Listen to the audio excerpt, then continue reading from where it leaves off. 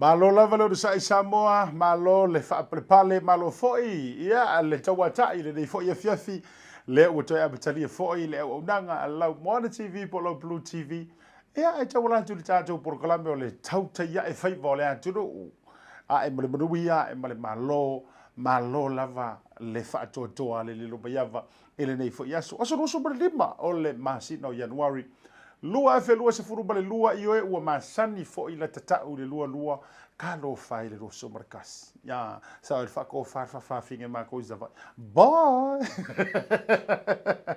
ma lo fo Samoa le to ona le Asiata fa malu le fo ua se mai le fo la fa sa la lau ya me se fo i ma fa manantu balo pu li lo to pa ya malo to malu a wa fo inisi o va enga ta ua o lo tutupu sa tutupu ya ma o le tutupu fo e si o tātou communities e lenga te lea o so o se tafa o le ke lope e maise la vale tonu o le tātou tofi. Malo le pale, malo le fulau, e le nei fo iaso mātou o fiere tau ia mātou i au kilani nei i o e manai e tele. Ana nafi sa tau whatimutimu, mātou nei au kilani, e a le me manai a lava le iai e se fo i le ma eu o le anga le leo le tua. E a e pe ia fo i o le o poe masania i le atunu, le aso o mo ngā la, o le aso o mani noa, ia o le aso foi. Ia wa awa o sa fea ngai lava mātou ma le vevela. E se tu o langa vevela foi le wei mātou au kilani. Ia pita o le aso nafi. Ia le sa to ulu vāvāna i wanga ia o le alofa foi le o le tua walanga i le taimi e mo ele mo mia ka koukimu e mo mia foi e nai meola. Tu lou le whaafonga. Ia me se foi la tau lau fai la fumanu ma lau fai whaatoanga. Mo o mia foi e nei fuafa i le leanga me se fo yo lafu manu le sua vai tau mafa me la lea mo i la tau oro tau sisili pula le tau ma tau ni usile lei se kueri palengi le fa fatu sa me u malava e leanga le lo tatu tapa au sili le langi ia o program fa wa le o nanga la Blue TV o te fia fea le fa fitai fa bitoia tatu samaria le tatu sponsors company lang o lo sua o i la tau le afuai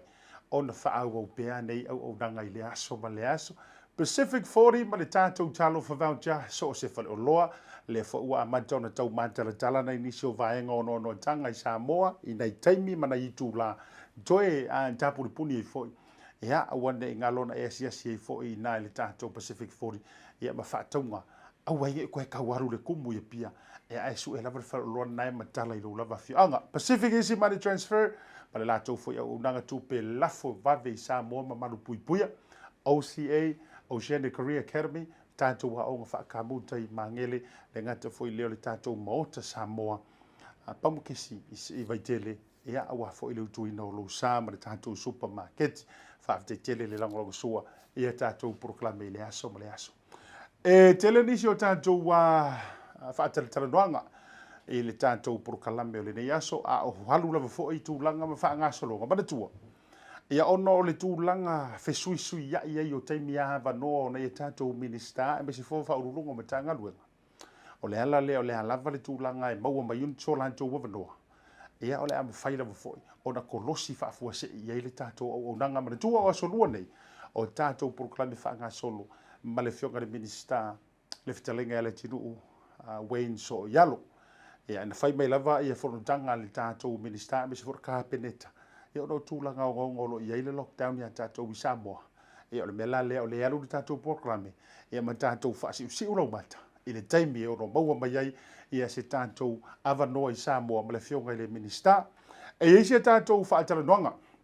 ma le avanoa. Ia i le aulia na lela. Lea la whaatauru i nai, le sa whaatauru i nai, le whaatala taloanga ma le fioga fo i le whaaurulunga o le tātou soifua maroloina i Samoa.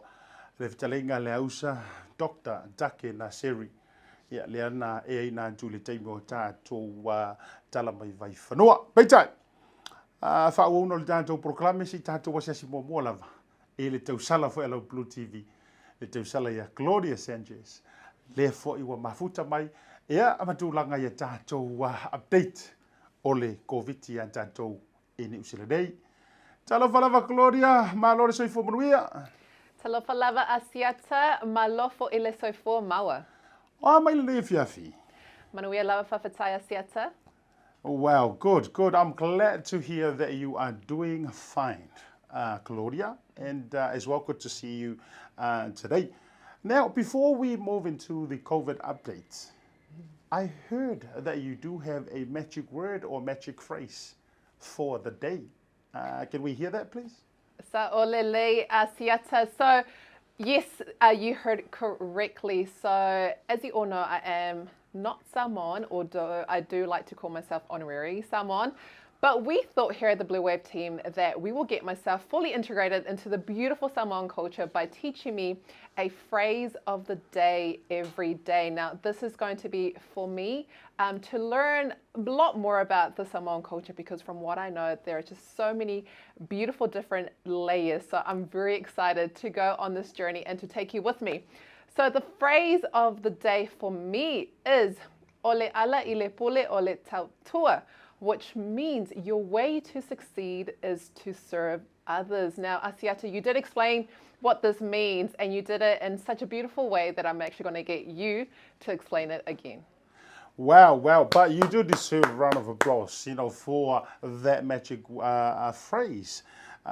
which is, you said it correctly, pronounced it correctly as well, so I salute you. But yes, indeed, it's one of the most profound proverbs in our Samoan culture. And it gives a lot of meaning. It actually identify what we do every day is to serving people. Your way to become successful in life, or become somebody, or become a leader, or become a chief, high chief, is through your service. So you can't just automatically or backdoor your way into becoming. I mean, obviously there are cheaters in this life, but hey, your way to succeed in life or become a great leader is when you serve others, your family, church, community, etc. like that. So that's what it means. Claudia, back to you. Honestly, I just think that is a beautiful, beautiful definition. And I must admit that I was actually quite nervous with the phrase of the day, because I don't want to mess it up. But, I'm going to give it my best shot. And if you guys watching right now enjoyed it, give it a thumbs up or a heart reaction if you want to see more of this. But the COVID updates for today. So exciting news. As schools are preparing to return, 5,000 air cleaners have been ordered for New Zealand schools. Now, what does this mean? As we know, along with vaccination, testing, good hygiene, and physical distancing, good ventilation is important in minimizing the risk of airborne transmission of the virus that causes COVID-19. Now, schools have done a good job keeping fresh air moving through their classrooms, but we know opening doors and windows to get fresh air flow will not always be practical. So, we expect the first 500 air cleaners to arrive in March 2022 of this year, and the remaining 4,500 to be delivered by June. Now, these will be used in targeted areas with some schools in the coming months. Now, it is important to keep our tamariki as safe as possible. So in addition to the investment in portable air cleaners, the ministry is also exploring simple systems to assist air quality and natural ventilations in schools. Now, also just a friendly reminder, guys, because we are in red light at the moment, it is advised to wear your mask. Now, if you are wearing these type of masks, make sure that when you do put them on, that you actually pinch the nose in so it secures this area. So that's just a friendly reminder, guys. But also back to the ventilations to help schools identify classrooms and other spaces which get good levels of fresh airflow and those that do not. Schools will receive a ventilation self-assessment toolkit with a portable CO2 monitor they can use to help identify areas of concern and the right approaches to improve ventilation. Now, these 2,500 portable CO2 monitors are in addition to more than 8,000 internal environment monitors, which are already in or will soon be deployed in schools early this year. Now, the level of CO2 in a space is a good indicator of the freshness of the air. But this is very exciting news, as it is very important to keep our tamariki safe. But how exciting is that, Asiata? And I hope that you are wearing your mask properly. Yeah, absolutely. Very, very exciting. And I can't wait, just to witness and see how our kids, children are enjoying going back to school before these new adventures are happening for the health. Thanks, Claudia. Thank you, Asiata. Now, because school is coming around quite quickly, to all our tamariki watching out there, to all our young people, enjoy the last few days of your school holidays, enjoy the summer, because I do want you to try your best in school and just have a very blessed day. So we'll be back to you, Asiata, after the break.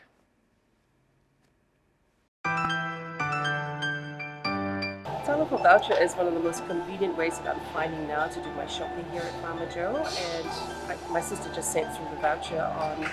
my cell phone, and I just come straight to Farmer Joe to do my shopping. Ole si tūranga pitusili o le tāu. Ole lafo me o le pepa tala o loa. Ona whaanga le e whaatau o loa e au ngā mo le ainga. I think it's really convenient for families overseas if they don't know how to help their families here. Then this is the perfect way. Mai ai le sa so fua tau e le sia sa. Le fia foi sa we mo mawina le foi au nang fo e ala mai le Toleafoa voucher. Ila wana whaatau ma me te mga oi ile voucher. Tai mo le Toleafoa voucher ua maua le apususi o se wa fine. So se paro loa fai ngo fie. A me se le te whai ma le telefoni. Tai mi uma. Ai lo le lafo me le cash ona ino le tamao le ainga. Whaatea tu lava le Toleafoa voucher mo le foi au nang fo whaatai. Ma lua lava le tampai. Tai Toleafoa voucher. Teki Toleafoa voucher. Hi, my name is Sora and I am from South Auckland, Manukau. I attend an Auckland Girls Grammar and now I am here at OCA. My dream is to help Pacific Islanders build affordable homes. I came across OCA on Facebook and I saw that it was more hands-on. Now I'm here, gained a lot of knowledge, gained experience on schools. Something I was amazed about was the floor plan. Once you build and then you look back at the plan makes sense. So there's something I learned from OCA was how to read a plan.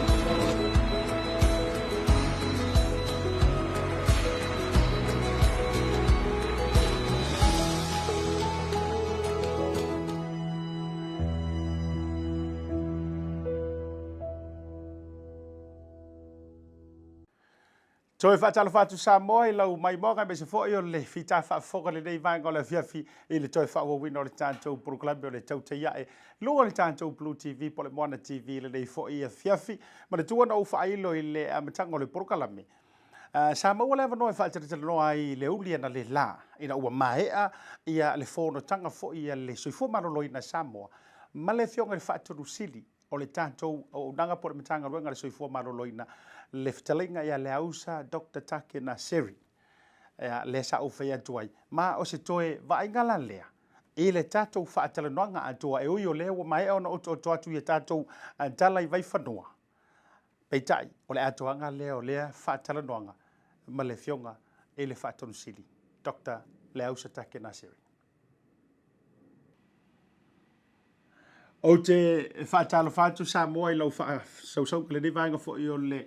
auli ia me se fo I o lau whita whaafonga o lea ua maua le tātou wheso o tainga o le lau fo I o maninoa ia ma le fionga I le whaatonu sili whaurulunga o le tātou matanga ruenga o le soifua maroloina I Samoa ia le songa I le lifomai le whetalinga ia Leausa Dr. Naseri lea ua mawasa o le tātou wheso o tainga ia mai Samoa I le nei teimo le auli o te fia e whaatalofa mo wholofa atu I lau songa le lifo mai ia o e fo I o le whaurulunga o le tātou soifua maroloina I lunga o le porokalame o le Tautai I le nei vaenga o le au uli talofa lava lau whionga Leausa. Talofa lava lau whaasiata lau fo le soifua mai ni mama. Ia whaatalofa I leanga le leo le tātou tapa au sili le langi o fia wa mawale nei a vanoa. Ia awai toa tele I la tau e mawhai o na whaafafonga le nei whaatalanoanga I runga o porokalame. mai se lava Samoa ia tunu I fafo ia maso tātou tunu fo I mana tole al tau sa o nei niso whaafesili o no le manunga lava fo I le tā taimi. O le ase ta talala ta mai I le nei taimi o le awa uli au wa iei tātou update tūlanga o le whaamai wa maua iso tātou wa tunu mai keise se lua se furu tu whaatasi le sa iei la sora nafi whaamole. Ia, o le tūlanga na wa iei ia tātou le whaatonu mai o le whaamai I whai ana skila fia ia sa whaau au lama nafi mai le whaakalalonga nafi ia ele I uma ona whaanga solo I le tele o tuenga me se ia PacificEzy tua sa mau ai lai PacificEzy pa ia o lela te ni de o dos puru li mai ia tātou business by enough ia o le mātau ho isuenga ia I le tuiwa ai ei ki se spefa fōringa me le tau historical case te dua de case historical case la ia te case e inga vai o rewa ai amata ona arrested ni the virus ile paenga lava lea o PacificEzy wa fo e fiti fu toru PacificEzy na mai malanga le ia o le totele ia ile o mau ai le shaman ni ai mai le o fai o ga toga ia tangata o paenga renga tono o fai mai de isolate dai ele o mau ai lai e umai tono ele o frente sa se ti fafo ai le temi lava ai de mo ai te post o la wo to tono isolation o le foi la o fala to o lava la to lo te fa o nga nga vai o PacificEzy ni o mau el virus o to te o la to uma ele am se e nya uma lei mas se fa pe auto o vai le tino pe ni liva le uru o le fa pe e malo stuma o se vai ngala le to no ho yo le o tu atoa le ngai o mai le tai o nei le tu le o mai ona stuma e tato frontliners ngata ho esta ia o le pana vale de solo mai ma ngata ia yo tu e asti ia PacificEzy I fale e fa no poste ai ia o se ia na hola ia ele o ia ma se o mo ai o le termina le me e o le no su dimale e wai o lo tu no le no fo va vai le la ta pena to ma fai mo me o ia o ne pesia mai anga tua I lo pe le tulu e se fa pulanga na le mele e ia le fai uma ta pena awa le si dua vai aso lu mana I le fa wa we ali e dai no suenga ne na ia mo no le ele yo mai tu le lo tele le tulu fa vai ma lo fa tai lo fio ngai le fa ru lo ma tanga wenga na o to e fa pipi e tu lava ina ia manino ale fa pole polenga le ia manto e tu I fafo tapu inga na ia se vai panoa po se panga noa na o ai le to alima le frontliners I la to le wa afia na ia sina vai panoa na o ai tua yo la to ainga e na ua mai ale tau no to le va lele pele ia ma se taimi la o fio ngai fa ton ai But many vale le solua. Ya piace le solua. Yo atu le solua, le vea le solua. Tu sole foto le Malama ya le taya le solua. Por estaba le dua en todo. Ya, activate don't ma ko ti ne yo mai todo ya. Ya tangata ia na maua e positive to ile amatanga maua nga le taimi na mai e le tonu. Ia matapenga monola to me to. Sala le ya po le solulu ya stof ya spawai o lawe to no la solis. Ya le la ya sto na ye lo de fai test le na. Ma wai de. Ya na. Ma wa no le wo post. Malo whawhetai lono winga.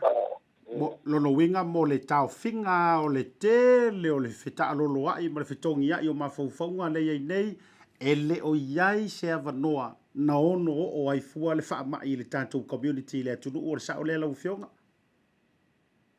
Ia, iwa sfuru pasene ni mātou tatonunga se awala na e o ai tua ia le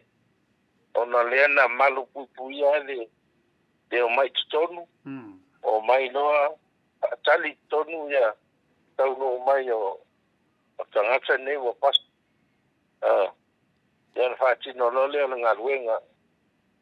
al mele vai e wa tangata i tonu e o de pepe sulta si masina e le tau i lima tau sanga. Ok, whaafitai mo le whaamanino o le vaenga lau whionga le whaatonu o le tātou soifua maroloina. O le nai tā ua, i le amatanga i le tā whaatala noanga. Le ai ma se so i se a unga pe tau whaapo le pole ai. A o le ase tala mai si anuaru toto le si pepe le mai so si lima tau sanga o vaenga lava i e tasi o i se vaenga tau wha pole o le afio o le soifua. Ia, tasi lea vaenga le whawai nei e kou hoi le vai e te leo mai e a paina ia. Ale mene e rei lava sa mea tupu. E o a se fiva. E se mea. E nei e mahano rosti a pe eve le tātou vai. Waka nei nei loa e mai ingo ua whaile test. Ua ai ua posti. Lai te tono o le isolation. Ia le ai asa mea o pare to. E o a ho i le tau makitanga kua le leia. Malo whaafitai lau whionga. O le ua maua antu tātou result fo ia le sa a mai nei New Zealand mo le confirmation so le si vaenga anto al tātou pasese lau whionga? Ia ahoi redo whato le ua maua mai result o le ahoi. O mātou wali whato se vani le o mātou vaenga le sa ahoi vai pasese. Ia le lau ma nie le test. Test foi ela foto nila sai di ai poder com a chino sai pa no ai pode deve le pos delta pos every one ya le la fatalia di sila la tu ai le stona ile la fo ya tu le va ale no sai mai le matu supply ya o tira va tu ave wedi tone. Ya alna foi la fata di wa tala le uta wa ya ma to o te sai le ya ona ne wa o fai la vale te do la fa mo foi la tu test ma la tu me la fa wa la foi te se pa bai ya je le to no mo pa a tu te le ta ya pone le ya so pai tu va Malo whaafitai lau whionga le whaatonu sili. O le sia o whaafisili anga tonu ai tā penanga le matanga luenga. O lau fo itali tonunga lau whitalinga le ausa po lau sunga le fomai e le taea fua le tūlanga pe o na tele ai le tustusinga mai la tō whaali whingalo i le avatu fua le vā a marisi o vaenga whapena ai e lo utali tonunga. Ta tia le lau a manu ai tātou tulituli mata i le whaamuli o atu i le vaenga e mawhai o na whai e le soifua maroroina. E whaitai, ma te e aile vai rusi lea ua tātia i o tātou ele o a mai tā penanga le tātou matanga ruenga o lo tu waila o whionga le whai mua. Ea, ale David me te leo tā penanga. Ea ma whai whoi on mati le tila le anu le whako mua si ma tatu ai. Le tia i le si vaenga. O le mea mautina te mine o le umatua mano se ale tali atu puipui o nei tangata te o lima mai la tau mai e wai tutono la isolisi. Nei e matua i manu awa nei sau tua i e te e se peis. e whapena fo I la ia I la tōlo toe I whasitani malo leo no whanoko I se ai. O ro matua I te whai ia a pēr hui tangata nai o no whai tonu whai ngā wenga ai. Na ia malu pui ia e leo ma whainga to eo I ainga. I matua I mauti noa le lei. O leo whai ngā wenga o whai lea sa ia I marai wa alele le malo le sa ia a mata mai lava I le matua mata ngā wenga I fo mai ma jai tau spau fua o ave ta vale e oho I vaenga healthcare waste o le infection control o le vaenga immigration o vaenga le customs o vaenga le quarantine o vaenga le airport authority ma kanga sa hedo dinga bale o le wo ko va vai o mo nei pero no se lua se la un tuku tanga tai o ese mai le pase se ale na mai vale no ko va vai o no le pui nga la kemi na wone yo se se ai nga po se alu yai pero no topta la chuda la lewa o le ngona I foi le ngona le nga fa fitai o le nga moa na le va vea la ko testo ma la ne ke uma tanga te fai nga le ni ona ro le ai tu dei ne tu no le go se fulu de sku pa pastene o le tato o tu no ere uma na fa ma tu la tu pui de tu no no ya la esta sa pe le tu no le fo vai le tu mai na fai tu le foto mo fai amat le vai asa ni tato put tosis ya to fai pa nga solo ia vave ona opo uma ia pui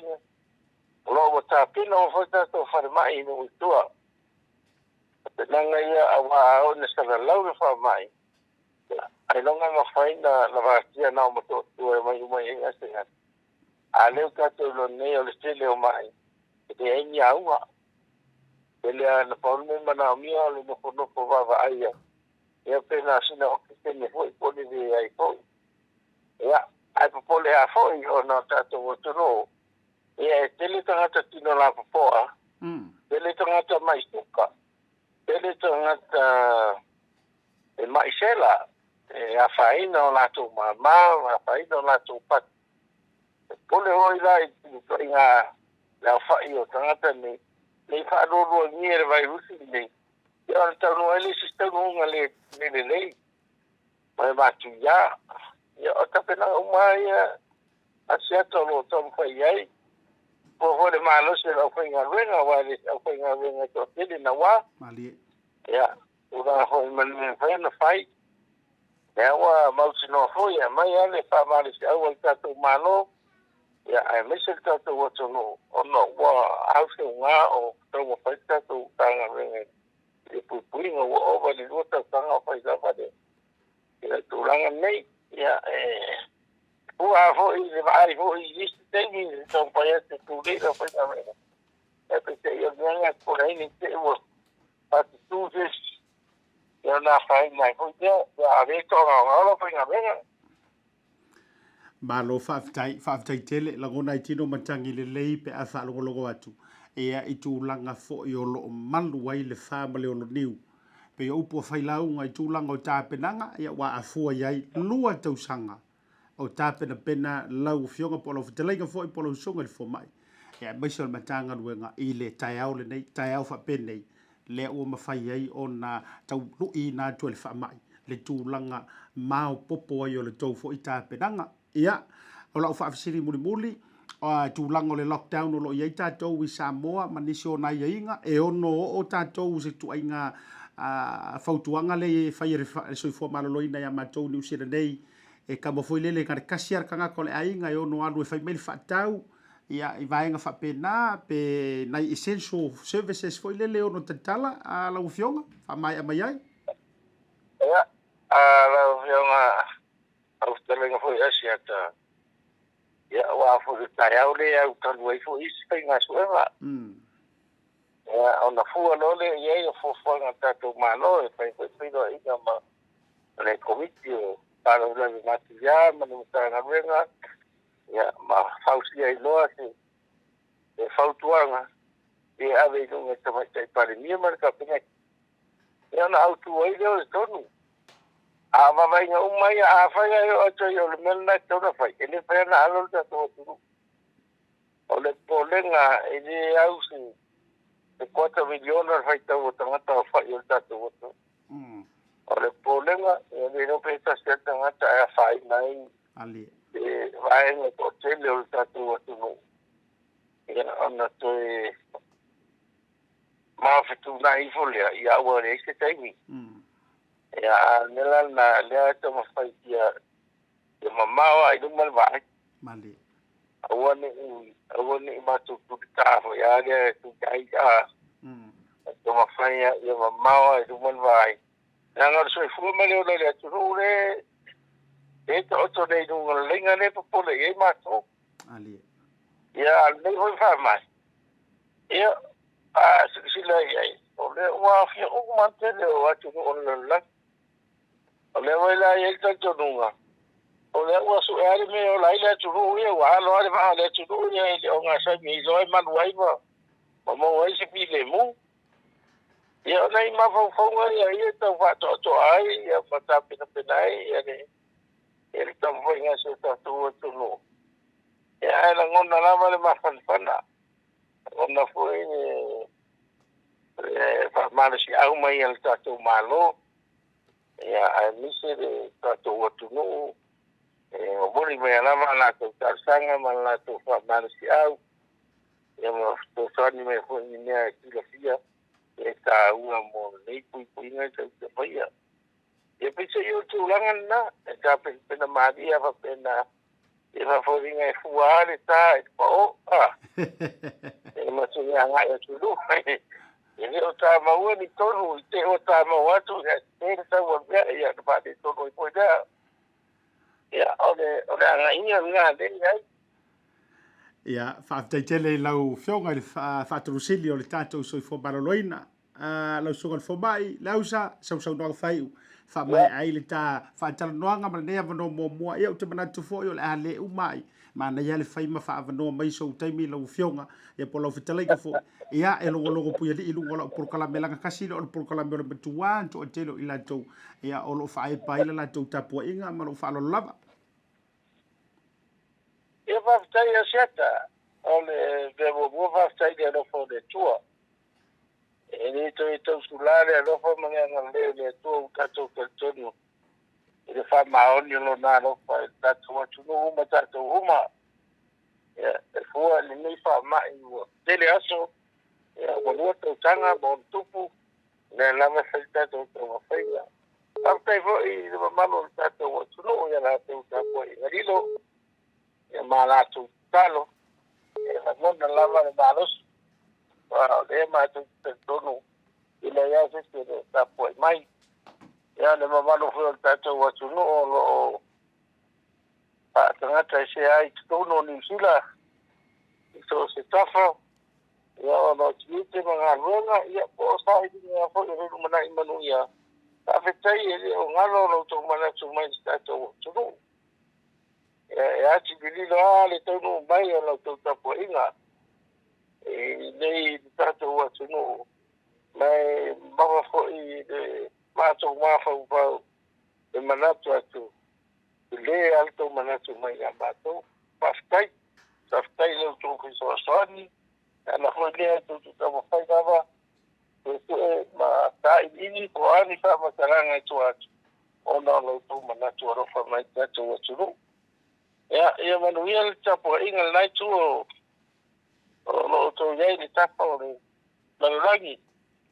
ya mo fo i te malo si ma ro fa nge ne to se to wa tu no man to fa nga uma ya mo so ma tu wo le fa tu no ai te tu wo fa ngai na yo ma tu tanga ta tu ma langi fa skai mo ne ava no ia malo whaaftai i lau whionga i le whaurulunga o le whaatorusili o le tātou soifua maroloina i Samoa. Lau whitalainga Leausa tautataki Naseri. Whaaftai i lau tū le whoi mua. Ia, e le tau ilo tama tau salama lau tama soani inga. E langa o nafu e te sau le tū mano i le au kirikiki lau i loa le pusi ula. Ioe, ia wa e sila fia le ia la le to ai nga pa o ma le pa o yoso ia mar pa o fo ile le fa tali io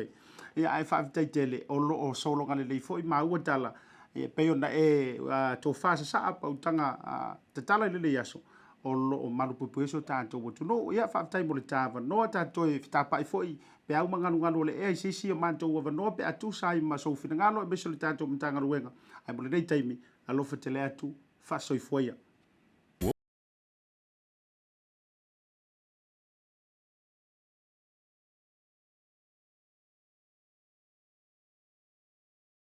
Tala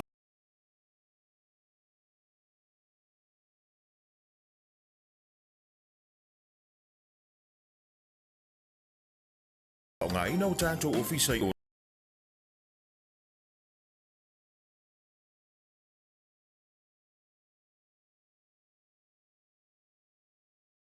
le oval selau o tasi ono o le lua fitu ono fitu wiva fitu wha PacificEzy o lau paanga mo tupe wha mamoli i Samoa.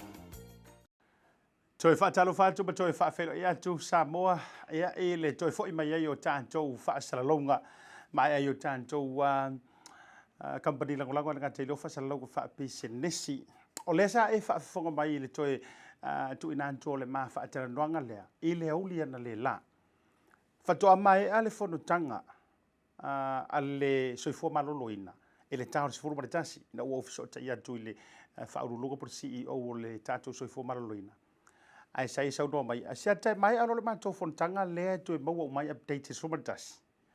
e o solo le ta fa tan no ngal suma lu le la sa to fa fonga le tu inatu ai o manatu si tatu tara no mali e a pe tatu fa sofo e le vaenga le na ta ua e tatu wa update o te lo fo le tu inatu le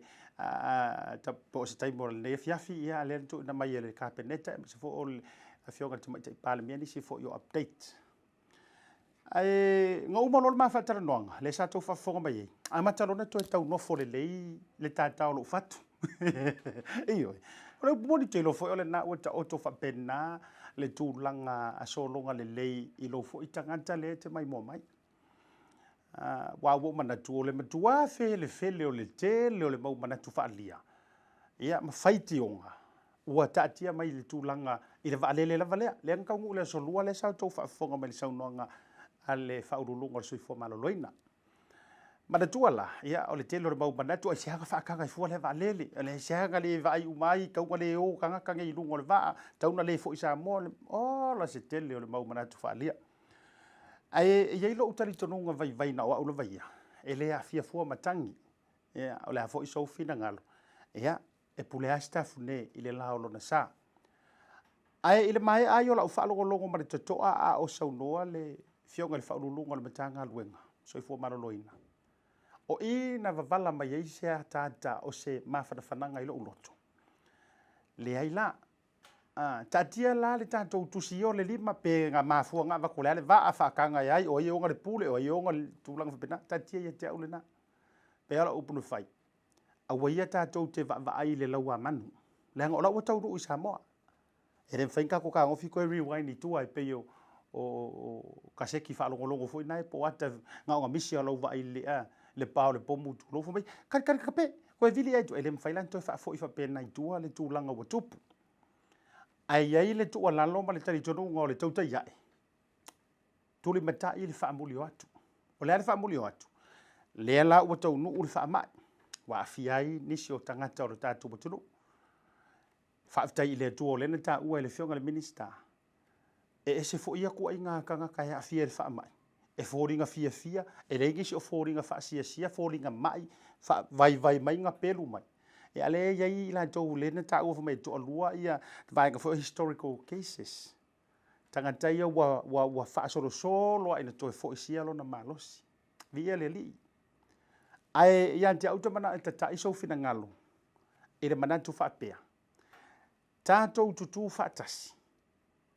male soifua maloloina e mai se lavo na yo tātou ainga o na yo tātou tangata uso matua whawhine lea tā ua le front line. I la tau wa le ua to lima fo i la tau lea sa maua lea soana nafi. E se ili si to lima le ufa upopotu le walusu ma le lima ai mai le luas fulu sa iai. a le toʻalima la lea i latou foʻi o le pasese le ua maua le tala fiafia i le vaveao ana le la negative uma le toʻatele the rest o i latou ia le pelua se lauma ona tupu faanofo e se uma frontline se le sa toulau mai lava i le fioga le minista custom immigrations leoleo fomaʻi ia aiai magi skulaki o aʻuma o le vaega o le vaega foʻi lele o le vaaia mo meo tulaga i laau falaau faasaina ma vaega foʻi e ale na ale customer ia le tauga lana le biomax e pala e le tauga i latou le lave ma le vaega le agriculture ma i latou faapena ae i le fautuaga ma le tuʻalalo a le polokalame o le tautaiaʻe tatou tau fai tutu i tua o le soifua maloloina e ala i lau tatalo ai le faatalaʻuʻula mai ale fioga le faaululuga o le matagaluega tatalo mo i latou o le fesili e kaukau fesili e le taimi lenei o a mai la tapenaga Samoa e kekee ai fetau ai ma le virus lea lagalau ai lau fanua e moʻi e leʻi matala itua ala ua taatia i lau fanua o Samoa mai maue pe ana faapea o se faamaʻi se siama foʻi lele e vaai atua o tilotilo o tino mai lana sau mai mau pe ana faapea o se faamaʻi e vaaia le tino pe o le sauara kaavale foʻi lele ia au la ia e lea o ga foʻi ona telefua le tatou saʻi ma ave ifua ma tatou faamatalaga lelelei ma faamatalaga mataga tulou le faafofoga Samoa inai tagata ia uso matua faafine o tamā ma tinana i alualu toto ma fanau le ua afia le siama o lena malaga i le vaa lea e lau tualalo faapena vatu e ou tafa ae talia lelei a le talia pule lava o i lou finagalo ae iai le tualalo a le polokalame la foifoga vaatele sou finagalo faapena le ana e tele iloa e oe tele silafia u tele iloa po kaua le sile sosoo pea o le tala foʻi lele tama matou salafai toʻilolo ma topu io e ia oe nei e ia utaeao ae o moʻomooga faalupe o lele nau mati tatou tele momoo ia afe faapena le maʻi ae tau te momoo ma tuatu i le atua o a tapenaga le soifua malōlōina Samoa ma i latou o loo galulue i le vaega le taʻu o le frontline le leina i luma o le moaʻau o i le sauilau faasamoa lana ae faapea o le ua levana e ae tele iloa tonu po la le uiga o le upu moaʻau o vaega i luma o au latou e tumua i luma e latou o latou tino o latou ola o me uma lava e tutu muamua e pā mai i ai kamaga oi o tamai e piko i luma ia o tatou le tele na tele le faalele ma alu faikio le ala na ole tutu atu faapena i ou tafa faamolemole paia o Samoa ma malu o se o tatou atu nuu ia tati ai au tafa le tulaga o lou tilotilo masei tilotilo masae io pe yo anga le ia foi le matulau fa manino le fionga ia nai ave ese lo tatou le tilotilo ia tulaga ai tatou tuli matai le fa ambulio atu tatou tatalo o le ua saunoa le fionga i le faululunga o le soifua maloloina sunga le fomai o le fomai e le o se fomai foi le whakaika o le fomai ua iai le whaamatua o whaiva e le foi whaatufunanga le ua ia saunoa manino Asiata ma le whaafonga le atunu malu puipuia mana tua e le itara noa le e ta mai le whaatua whala inga le matua whaiva whamai le saunoanga le toina e le o se lau wa whamai le se lau pasene ia longo winga la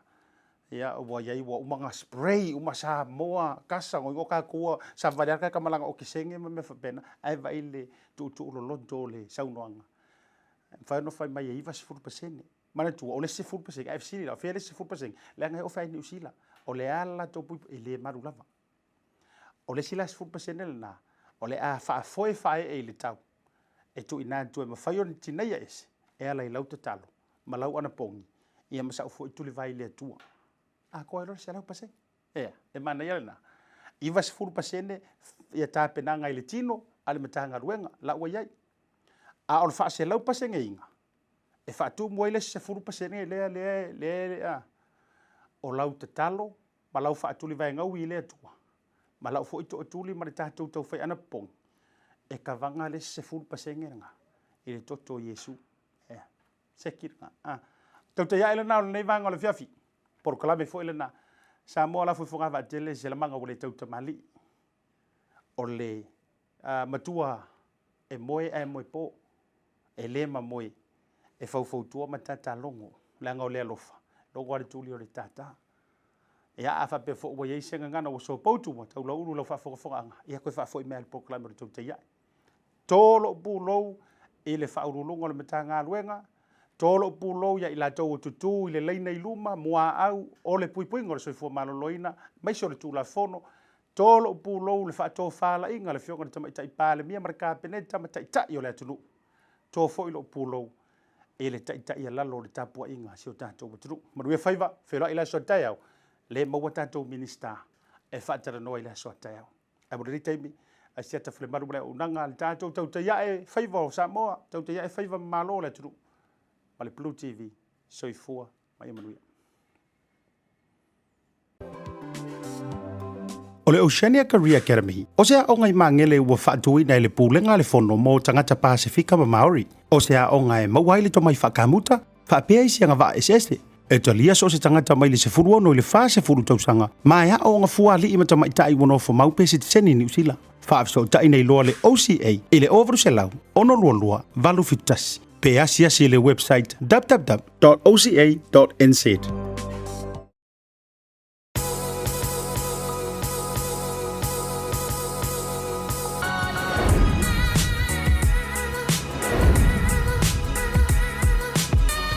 Tautua ma le au nanga le Maota o Samoa Service Station nei tōna i matu. Ma tau te utuina lo ta vale, ma le tele o nisi o matu au nanga i se ese.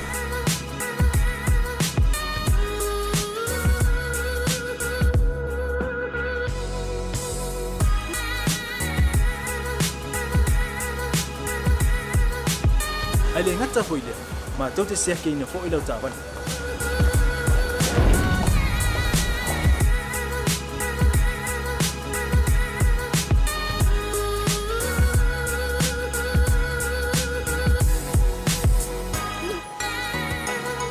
Siapa lah yang foi suau, mau lau tapan.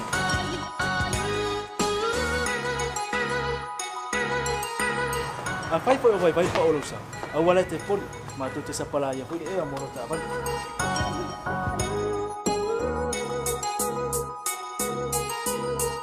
Molo no posila fia. Mua tapela o tavale pe auto. Lua tapela o telefoni i me utu ina lau tapan. Male vaenga mulu. Mana tua fo e matua i fasa ina lo tau maftapa ai no fuanga fa pe